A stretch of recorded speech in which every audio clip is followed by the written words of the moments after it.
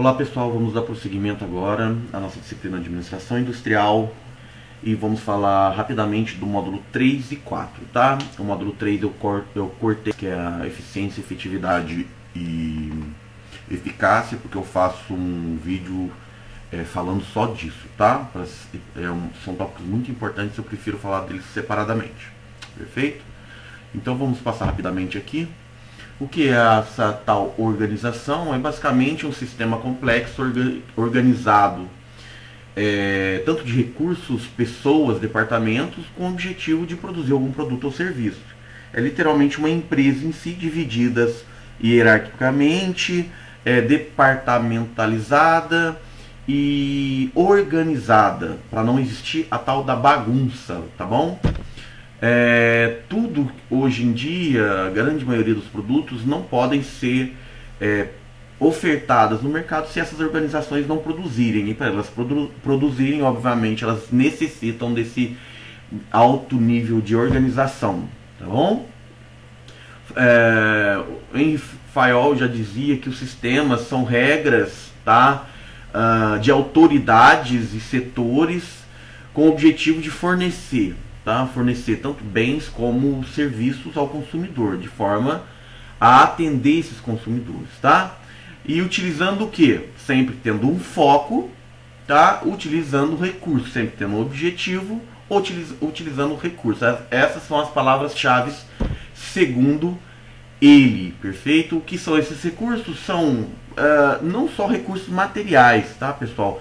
Não é só, por exemplo, vou fazer um bolo, eu preciso do ovo, da farinha, vou montar um carro, eu preciso do aço. Não, o recurso vai muito além disso. Mão de obra, tempo é um recurso importantíssimo, perfeito? Várias coisas podem ser consideradas recursos. Praticamente quase tudo que você vai utilizar para chegar ao seu objetivo final, que é o que? O produto ou serviço, são considerados recursos, tá bom? Continuando, temos que o processo de transformação basicamente é transformar os recursos que você tem no produto final ou no serviço final, tá? É bem claro isso, é bem óbvio, mas é importante falar para que vocês não tenham nenhum tipo de dúvida, perfeito? Continuando, então, o que seria essa divisão do trabalho? Vamos lá, vamos imaginar aqui que você está produzindo um sapato, uma botina. Aí você vai parar, vai cortar, vai receber o couro, vai cortar o couro, vai tratar esse material, vai receber o polímero, o plástico que vai servir como sola do sapato, ou uma borracha que vai servir, vai ter que trabalhar esse material, moldar, e vai ter que costurar a parte da borracha emborrachada ou do couro, né? Aí, até você fazer todo o processo para ter uma botina. Agora imagina se você coloca 50 pessoas, 30 pessoas para fazer, 50, 10 pessoas para fazer a mesma botina. E divide cada processo desse em várias etapas para várias pessoas diferentes. Então, o indivíduo A, ele vai ficar responsável só por colocar a massa para fazer a sola na máquina. O outro vai ficar responsável só pela máquina. O outro vai ficar responsável só por tirar esse material da máquina. O outro vai ficar responsável só por cortar o couro. O outro vai ficar responsável só por... Então, a responsabilidade individual, ela diminui muito. Por quê? Porque o trabalho foi dividido em inúmeras pessoas. Então, você não precisa de ninguém especialista na linha de produção, pelo menos especialista em todo o processo. O processo, como ele é dividido em várias pequenas partes, ele fica extremamente fácil de resolver, extremamente fácil de você trocar uma pessoa por outra, perfeito? Então, a dependência do empresário, do empresariado, da instituição, da mão de obra, ela cai muito. Por quê? Porque a mão de obra não precisa ser tão especializada ao ponto de saber o processo como um todo. Ele sabendo aquela parte do processo, aquela parte que ele vai desenvolver, básica, já é o suficiente para que o processo siga, tá? Então, continuando aqui, a divisão do trabalho é o processo que permite superar as limitações individuais. Claro, nem todas as pessoas são capazes de produzir um produto inteiro, tá? Eu tô falando, eu dei o exemplo de uma bota, mas eu poderia estar falando de um helicóptero, por exemplo, ou de um jato. Uma pessoa provavelmente não vai conseguir produzir tudo, porque são várias, inúmeras capacidades e demandas para que você consiga produzir um produto desse alto grau de agregação de valor. Perfeito? Ficou claro isso? Continuando, o objetivo, tá? Os objetivos são basicamente de uma organização, né, das organizações, fornecer um produto ou serviço de forma organizada, tá? E óbvio, vocês sabem, devem saber pelo menos, que o objetivo principal das organizações é o lucro e a subsistência, tá? Então ele coloca esse produto, esse serviço à disponibilidade do consumidor para se manter aberto, claro, ou seja, subsistência e obter lucros, tá? Ninguém faz nada de graça. A organização ela tem essa intenção, perfeito? E aqui, como eu falei para vocês, está falando de eficiência, eficácia e efetividade, tá? Então eu vou pular essa parte porque eu vou fazer uma aula especialmente para esses 3 tópicos que eu considero eles muito importantes, perfeito? Continuando aqui, organização informal. O que são? Opa, pulei aqui. Organização formal, organizações formais. São as organizações ou a parte da organização, tá? Que são regidas por leis, por políticas, por padrões, por normas, tá? Por exemplo, vocês com certeza já devem ter ouvido falar nas normas ABNT. São normas, são leis, são regras que regem a parte formal da organização. E o que seria essa parte informal? São todas as coisas que acontecem dentro de uma organização que não são formalizadas. São baseadas na intuição, no instinto, na opinião, no sentimento de cada um. Entendeu? Por exemplo, quando as pessoas estão discutindo num cafezinho, será que é melhor fazer isso? Eu conheço uma empresa que fazia dessa forma. Eu acho que se a gente fizer assim é melhor. Isso são conceitos informais, são atitudes informais, tá bom? Que podem resultar em bons resultados a partir do momento que são formalizadas e colocadas no processo, entendeu? Mas elas não são formais porque não foram comprovadas que funcionam, beleza? Deu para entender? Então, perfeito.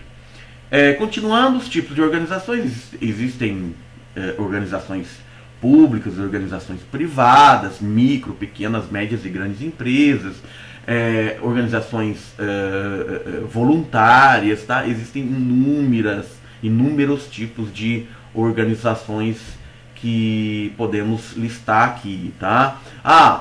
Uma igreja é uma organização? Sim, é uma organização. Ela é uma organização destinada, sem fins lucrativos, destinada a questões de cunho pessoal, né, espiritual, mas também não deixam de ser organizações, perfeito?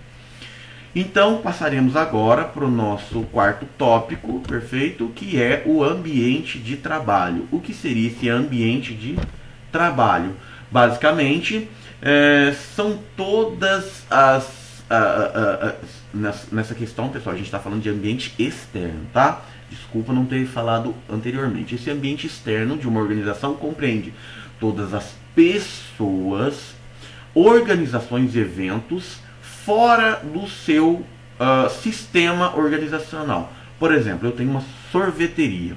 O cara que vai me fornecer o leite e todos os ingredientes para fazer o sorvete, que vai me fornecer energia elétrica, que vai me fornecer todos os recursos necessários para produzir o sorvete, são do meu ambiente externo. Os meus clientes são do meu ambiente externo. Perfeito? São todas as coisas que estão relacionadas ao meu sistema, mas que não fazem parte direta, não estão dentro do meu sistema. São os chamados stakeholders, tá? Continuando essa parte, esses ambientes, eles fornecem, né, determinadas coisas para o interior do meu sistema, esses ambientes externos.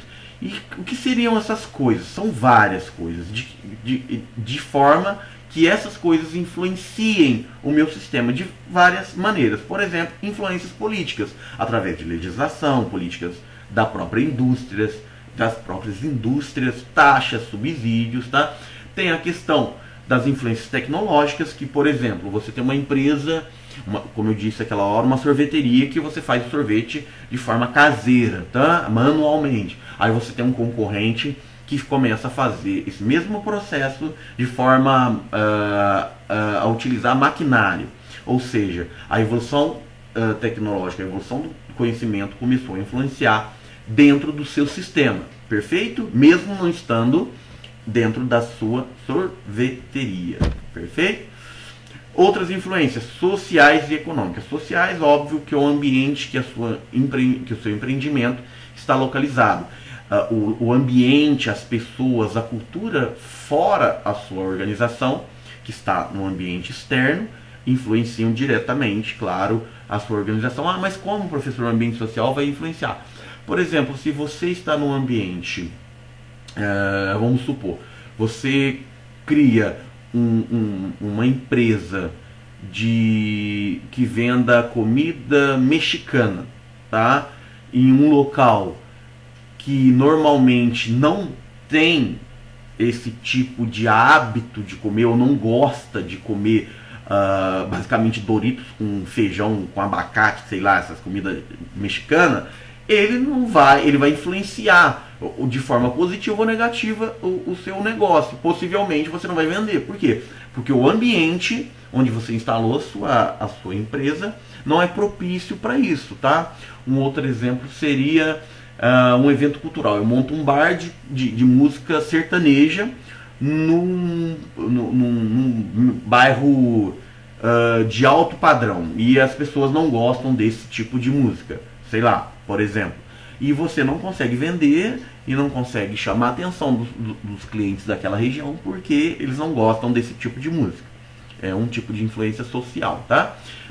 Influência econômica é poder aquisitivo, a distribuição da renda, a taxa de emprego, dentre outras coisas, tá? Tudo que está relacionado com a economia que pode estar influenciando diretamente no seu sistema. Obviamente, coisas do seu ambiente externo que estejam influenciando no seu ambiente interno, beleza? Pessoal, algumas coisas do ambiente externo que pode também influenciar. Mudanças no ambiente, tipo, foi o que eu falei lá, competitividade, questões tecnológicas, econômicas, sociais, que podem fazer com que o ambiente em geral mude e você seja obrigada. Lembra do exemplo da sorveteria, que o seu concorrente começou a usar tecnologia?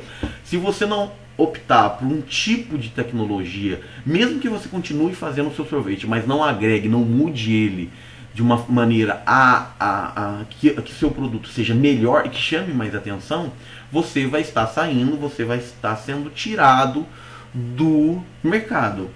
Por óbvia questão, o seu preço vai ficar mais caro porque o seu processo produtivo é menos eficiente do que o seu concorrente, entendeu? Isso gera alguns paradigmas. Eu sempre fiz o meu produto dessa forma, eu quero continuar fazendo. Perfeito, você pode continuar fazendo, mas o seu produto tem que ter um diferencial, porque se ele não tiver um diferencial, você vai acabar perdendo espaço, o seu preço vai continuar alto perante os seus concorrentes, perfeito? Esses paradigmas, o que é um paradigma? É um padrão, uma mentalidade que é antiga aos novos processos, tá? Um exemplo é a Revolução Industrial. Eu sempre fazia o meu processo, a minha produção de botinas manualmente, eu quero continuar fazendo, tá? Mas toda a empresa está começando a utilizar máquinas a vapor para produção em massa. O que você vai fazer? Vai continuar fazendo manualmente? Ou seja, você não vai ter capacidade competitiva perante os seus concorrentes que estão utilizando. Pessoal, desculpa, tá tendo um barulho de obra perto aqui de casa, talvez atrapalhe um pouquinho no áudio, tá? Mas acredito que não vai atrapalhar vocês me ouvirem. Continuando, essas mudanças de paradigmas, então, são estritamente, são necessárias, quase que indiscutíveis, tá, pessoal? Porque se você estiver falando de tecnologia, por exemplo, a tecnologia influencia diretamente no seu nível de produção e na qualidade do seu produto. Se você não muda de acordo com a evolução, você pode estar fadado ao fracasso. Eu vou dar um exemplo. Algumas empresas, por exemplo, a Kodak. A Kodak ela não se atentou à evolução tecnológica e acabou perdendo mercado de uma forma brutal, porque ela não se atentou que todas as câmeras digital passariam a ser, as câmeras de fotografia passariam a ser digital, perfeito? A competitividade, o ambiente externo, ele obviamente ele vai te trazer a competitividade, foi como eu expliquei da sorveteria.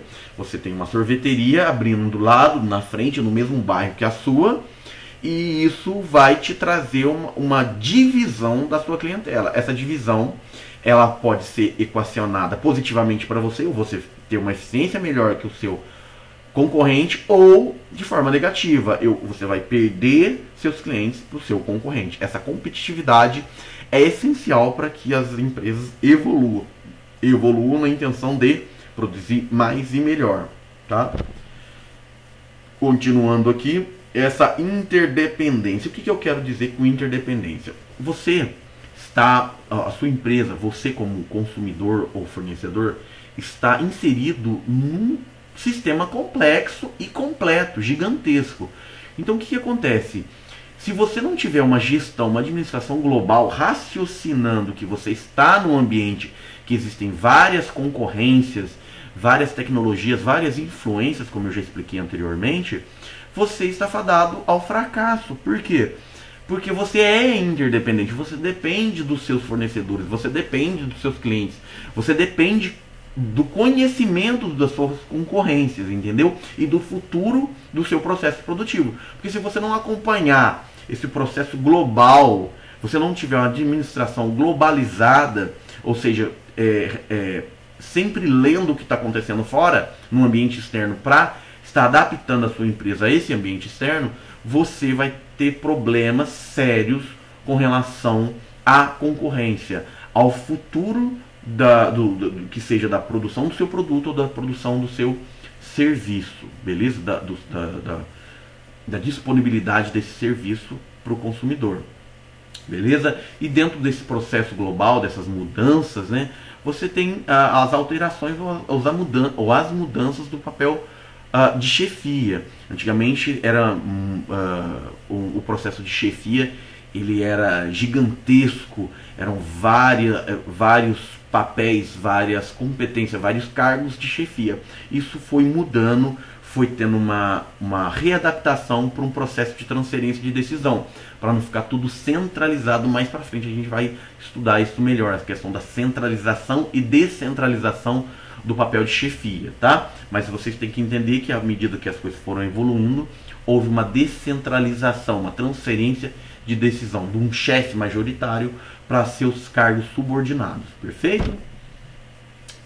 Finalizando, obviamente, a questão da tecnologia de informação, o TI, mudou drasticamente os ambientes externos e internos, tá? Veio de uma evolução geral de comunicação e de processo de informação.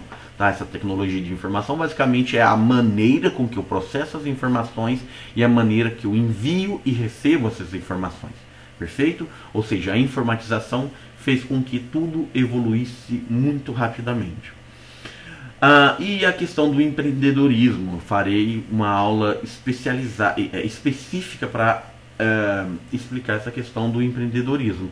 Mas basicamente é eu utilizar as ferramentas de inovação e adaptação para que a minha empresa sempre se mantenha nova, sempre se mantenha competitiva e eficiente, eficaz e obtendo efetividade, que já vocês vão entender o que são essas três importantíssimas coisas, tá?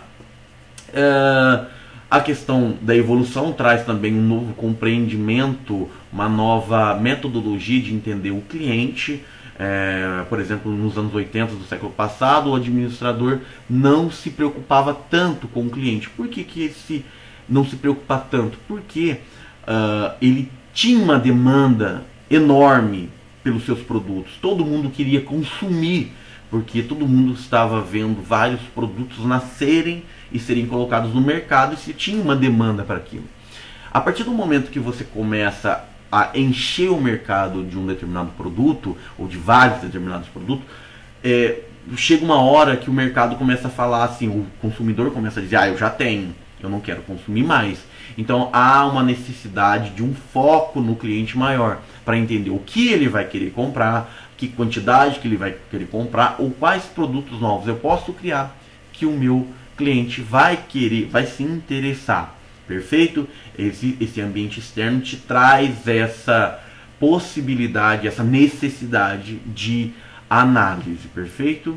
E mais para frente, bem mais para frente, vamos dizer no final do século passado, para o início desse século, nós temos a questão da sustentabilidade como algo essencial para a continuidade dos processos produtivos, tanto para serviços quanto para produtos, que é você produzir, servir sem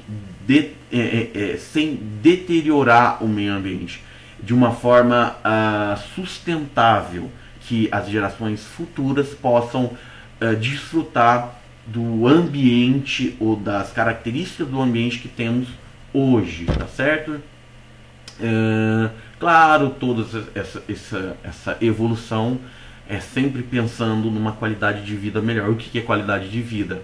São questões relacionadas à saúde, à educação, não só dos colaboradores, mas também dos seus clientes, tá? Esse benefício, essa qualidade de vida interna das organizações, bem como a externa às organizações, tá certo?